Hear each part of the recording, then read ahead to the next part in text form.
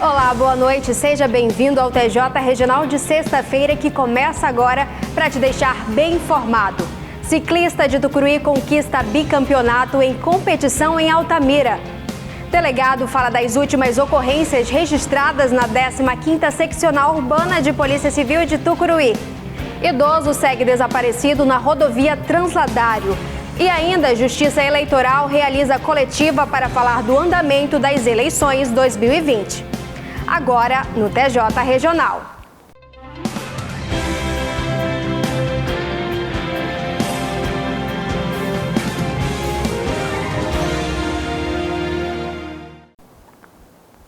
E a gente começa a edição de hoje falando de conquistas e vitórias. Você lembra que na sexta-feira passada a gente falou de um ciclista aqui de Tucuruí que estava buscando apoio para poder participar de uma competição em Altamira? Pois é, ele foi, participou e conseguiu o bicampeonato. Acompanhe a matéria de Paco Martins. O troféu foi conquistado com muita raça, força e muita dedicação.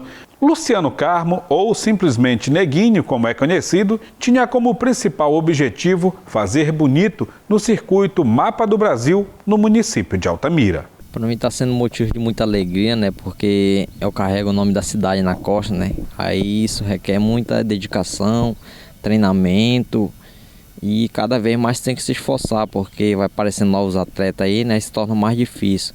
Mas graças a Deus consegui ir em 3 atletas lá, onde eu me tornei o bicampeão, né? E o outro meus parceiros ainda conseguimos fazer 2º e 3º lugar. Para o ciclista, a competição é uma grande responsabilidade. Sim, muita responsabilidade, né? Botei para treinar mesmo, rapaziada, e graças a Deus conseguimos um feito aí muito histórico para nossa cidade e vem mais aí pela frente. Agora, Neguinho, me explica como é que foi participar dessa competição lá. Participar numa competição dessa sempre é bom, né? Porque cada ano vão mudando o percurso, né? Aí aumenta mais dificuldade, a parte de uma areia lá numa fazenda, mas graças a Deus, quando você está treinado, você não encontra muita dificuldade. Ao todo foram quantos quilômetros? Total de 49 quilômetros deu lá. Mas, claro, se preparando muito bem aqui em Tucuruí, pedalando, treinando todos os dias para poder fazer bonito nessa competição e trazer o bicampeonato para Tucuruí. Sim, treinamos bastante, graças a Deus aí, treinamento todo dia, né? Folga no máximo 2 vezes por semana aí, mas graças a Deus deu tudo certo. A conquista do bicampeonato do circuito Mapa do Brasil, que ocorreu no município de Altamira, tem algumas dedicações aos ciclistas, aos patrocinadores e à população de Tucuruí de um modo geral. Aí dedicações aí principalmente dedica para a cidade, né, os patrocinadores, né, que sem eles a gente não vai, né, não tem como. É o nosso amigo aí Fernando, né, Horácio, Pastor Silas, Yuri Bike, né, que graças a Deus assistiu a reportagem lá na cidade de Tailândia e graças a Deus mandou para nós, né, uma ajuda que nós conseguimos ir lá. E é claro, o grupo Bike na Veia e o Giro Livre, né. Vamos à rota policial. Em uma entrevista à nossa equipe de reportagem, o delegado Marcos André falou das ocorrências registradas na Delegacia de Polícia Civil. Entre elas, 2 prisões em flagrante e o cumprimento de um mandado de prisão. Olá a todos que nos acompanham. Pois é, a gente conversa agora com o delegado Marcos André. Ele vai falar para a gente a respeito de 3 prisões que aconteceram nas últimas 24 horas. 2 dessas prisões foram em flagrante e teve mais um cumprimento de mandado de prisão, né, delegado? Sim, o dia de ontem foi um dia bastante produtivo aqui na seccional de polícia. Nós primeiramente tivemos notícia pela vítima de que ela teria sido roubada por 2 indivíduos numa bicicleta, e nós começamos a investigar de pronto e conseguimos localizar um dos autores do roubo, né? Localizando próximo ao Porto da Balsa, nós efetuamos a abordagem, né? E já iríamos fazer a condução e também por investigação, né? Através de colaboradores, nós conseguimos também chegar até o aparelho celular que teria sido roubado, o que é importante, né? Recuperar o bem para devolver a vítima ao seu legítimo proprietário. Sendo assim, nós fomos também à procura do aparelho e conseguimos localizá-lo enterrado, né? Em uma residência próximo ao local onde foi preso o acusado. Então a equipe policial foi, cavou, achou o aparelho celular e graças a Deus foi entregue à vítima o aparelho que havia sido roubado. E o autor do crime está preso, foi preso em flagrante e vai responder pelo crime que cometeu. A segunda prisão em flagrante aconteceu após uma publicação nos classificados de um objeto que havia sido roubado. Outro crime que foi também feito, uma prisão em flagrante, esta realizada em parceria com os nossos colegas da Polícia Militar, da segunda seção, foi relativo a uma máquina de fazer salgados que teria sido furtada da proprietária e ela verificou que essa máquina estava sendo vendida nos classificados. Fica a dica para quem for comprar nos classificados, né, ter cuidado no que está comprando para não estar comprando nada roubado. Então, ela passando para a gente essa situação, nós fomos investigar, conseguimos chegar até o endereço também da pessoa que estaria vendendo e constatamos que era a máquina, que era o bem que tinha sido furtado. E nesta diligência também, nós percebemos que a pessoa que iria ser flagranteada já seria conhecido também por tráfico na cidade de Tucuruí. Então, diante disso, conseguimos também apreender na casa, né, drogas, mais de 20 gramas de perodioxina, muitas já embaladas para venda, o que também foi apreendido, né, e trazida para a delegacia de polícia, de modo que este conduzido está sendo flagranteado pelo crime de receptação dolosa, né, e qualificada, né, se possível, que vai ser analisado pelo delegado do inquérito policial, que é o delegado Marco Maia, e tráfico de drogas. A polícia deu cumprimento também a um mandado de prisão durante a tarde de ontem. O foragido foi localizado no bairro Cristo Vive após uma denúncia.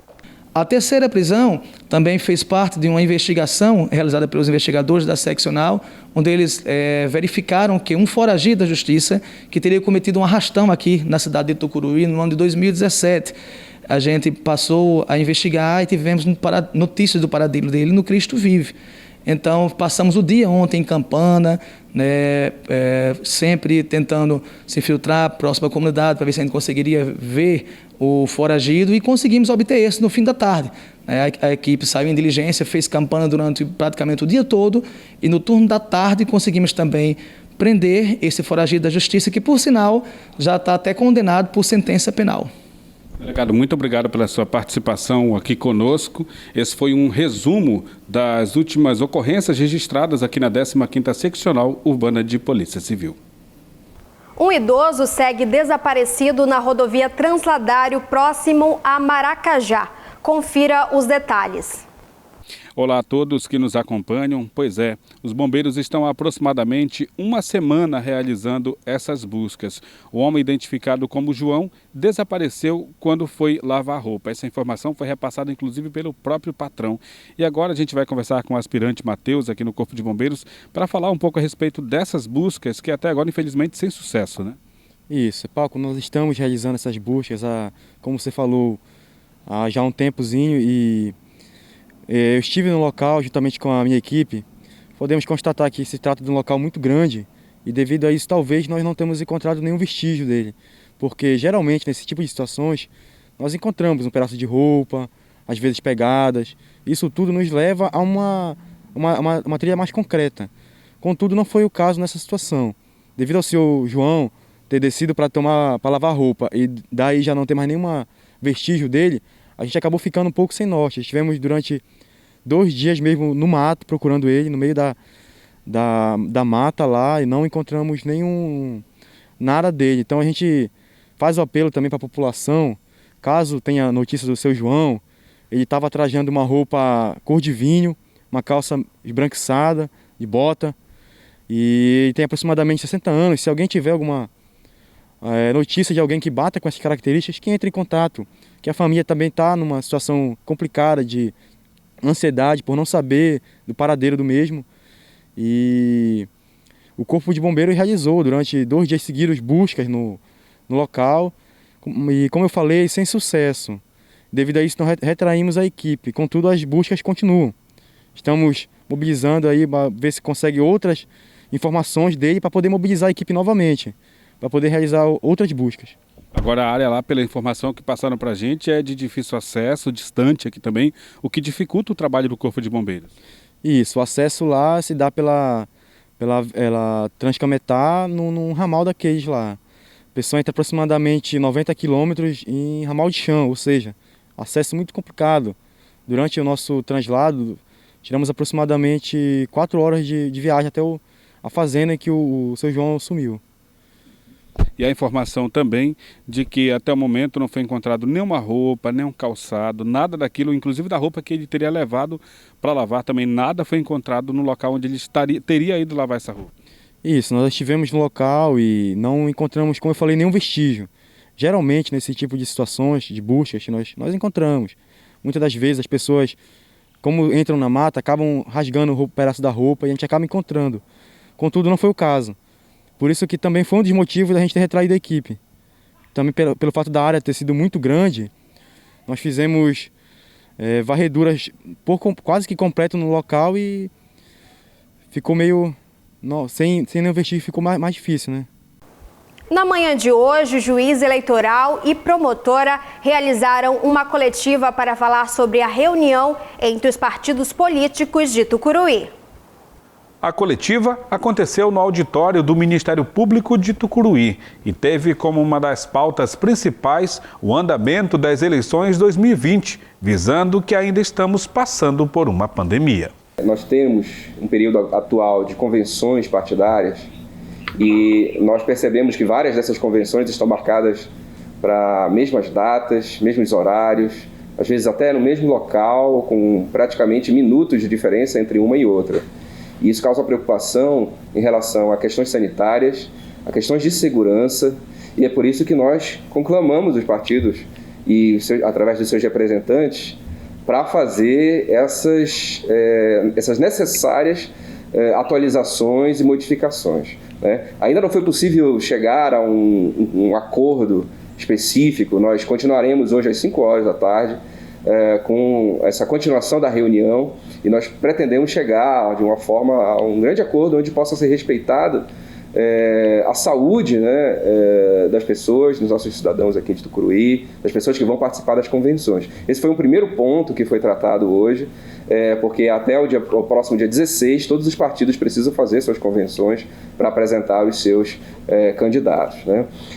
Então essas eleições estão marcadas sim por essa característica, uma característica de limitações, de limitação de espaço, de limitação em relação à contaminação das pessoas. A gente sabe que ainda temos pessoas sendo contaminadas pela Covid, pessoas morrendo pela Covid, pessoas ocupando leitos de hospital, e isso é uma preocupação nossa, né? A gente precisa contar com a colaboração e com a compreensão de todos em relação a isso.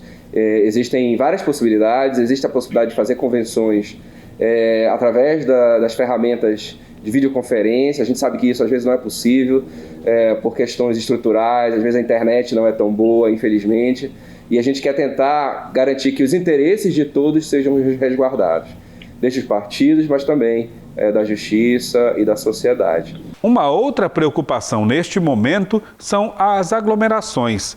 A ideia é discutir soluções que tragam segurança para todos. Um outro ponto que foi colocado hoje já começaram a conversa sobre os momentos de campanha, né, que envolvem também aglomerações. A gente sabe que é importante ter momentos de carreatas, caminhadas, comícios, porém, volto a frisar, não estamos num período comum, estamos num período de necessidades sanitárias. E é por isso que também esse assunto está sendo levado para que os partidos tragam possíveis soluções para que sejam respeitados os momentos, para que não existam aglomerações acontecendo ao mesmo tempo, que envolvam 2, 3, 4 carreatas ao mesmo tempo, né, que envolvam uma ocupação muito grande de lugares públicos, de lugares em que não se possa fazer esse controle, né, em relação às medidas de prevenção. É por isso que eu conclamo também a sociedade a perceber, a partir de agora, olhar também para aqueles que fazem, que são os seus preferidos, né, que a gente sabe, cada um às vezes já tem o seu preferido, observar também como é que está respeitando ou se não está respeitando, né, essas regras, né? Porque como é que eu posso querer futuramente falar em políticas públicas, falar em melhorar as condições da sociedade, se nesse momento eu não consigo respeitar as regras que estão sendo colocadas? Essa é uma questão também que a gente leva aqui, eu como juiz eleitoral, mas também como cidadão, também como eleitor, também como membro dessa comunidade de Tucuruí, porque eu moro aqui, trago para a nossa reflexão. A promotora Aline Martins ressaltou pontos importantes que candidatos e eleitores precisam ter para que ninguém saia prejudicado. De que maneira harmonizar as normas eleitorais, as normas sanitárias, né? Então esse foi o objetivo maior nessa reunião.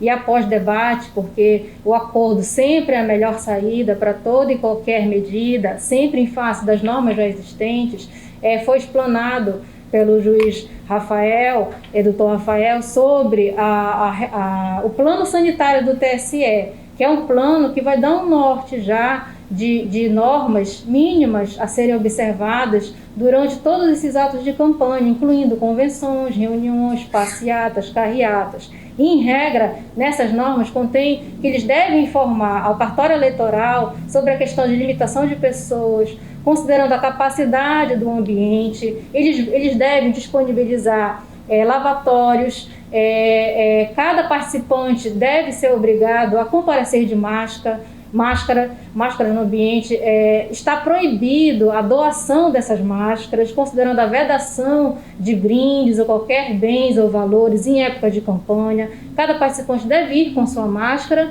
e eles vão apenas disponibilizar os lavatórios e o álcool gel, né? Além disso, a preferência para que sejam em ambientes ventilados, ambientes arejados, em que previna essa proliferação do Covid.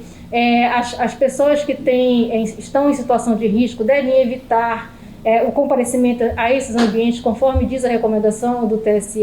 Então, essa recomendação ela foi explanada hoje em reunião e ela também está disponibilizada no próprio site do TSE, né, a todos os representantes dos partidos. Então, essa foi a medida principal. Esse plano sanitário deve ser observado em toda e qualquer reunião, todo e qualquer ato de campanha, em recinto aberto, fechado, que tenha realmente essa aglomeração de pessoas. O descumprimento das recomendações poderão ser configurados como crimes eleitorais. Foi bastante ressaltado também a questão da violação dos crimes eleitorais desde a pré-campanha, né? A questão da propaganda antecipada, o pedido de voto expresso e também por meio de palavras mágicas, ou seja, aquelas palavras que denotam o mesmo sentido do voto expresso, né? De maneira dissimulada, né? Então, isso também foi bastante ressaltado para que, inclusive na internet, né, seja evitado esse tipo de conclamação ao eleitor que dá o mesmo sentido de pedido de voto expresso, conforme o entendimento já do TSE,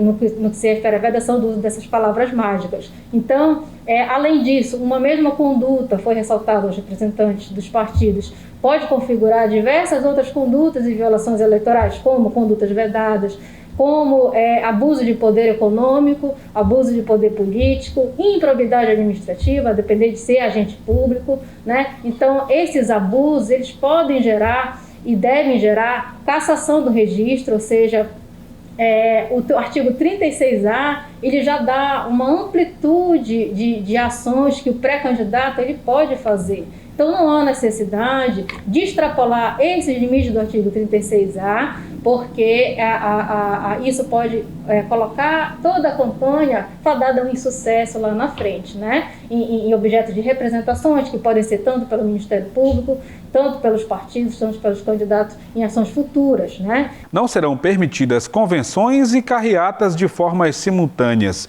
bem como comícios, mas o juiz esclarece que alguns detalhes ainda serão ajustados em uma nova reunião. Exatamente esse o objeto dessa primeira reunião e que a gente percebeu que precisava ter uma informação bem exata sobre cada dia, cada horário, cada local e quem fez a comunicação primeiro à Justiça Eleitoral em relação às convenções.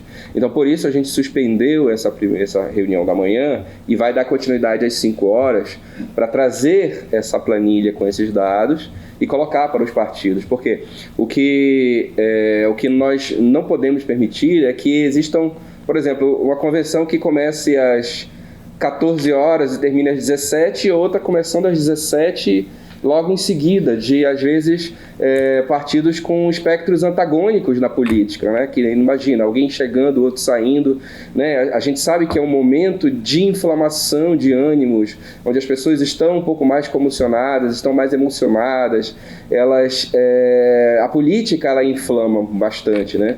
E, então, o que nós queremos é fazer uma limitação. A nossa proposta é que fizessem uma pela manhã e uma pela tarde ou pela noite, né? Porém, os partidos trouxeram algumas ponderações, né? Por exemplo, mas a minha só tem 20 convencionais, 20 pessoas que vão participar, né? E é num bairro mais afastado, poderia então ter essa terceira. Então, é por isso que nós estamos conversando e queremos finalizar essa conversa hoje à tarde, né? Até o final do dia, para que esses aspectos sejam ponderados, respeitando essa autonomia dos partidos. O juiz ressalta que, diante de uma irregularidade, é importante que hajam denúncias junto ao Ministério Público. A Justiça, normalmente, ela não atua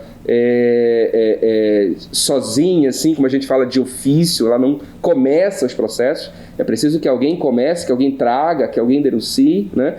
E é o Ministério Público e são os próprios partidos os responsáveis por essa fiscalização para trazer para a Justiça. Isso precisa ficar bem claro, com exceção para a sociedade. A sociedade muitas vezes cobra bastante da Justiça e cobra com razão, mas com exceção de situações que estão bastante explícitas, né? Normalmente de propaganda, a Justiça não age de ofício, a Justiça age provocada, né? Nesse período, a gente até tem mais situações em que a gente pode agir de ofício, mas nem sempre a gente vai, por exemplo, poder aplicar sanções de multa, cassação de registro. Eu não posso cassar registro ou diploma sem uma ação específica.